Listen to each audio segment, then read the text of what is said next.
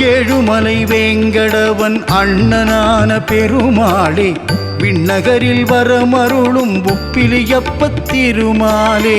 ஏழுமலை வேங்கடவன் அண்ணனான பெருமாளே, விண்ணகரில் வரமருளும் உப்பிலியப்பத் திருமாலே.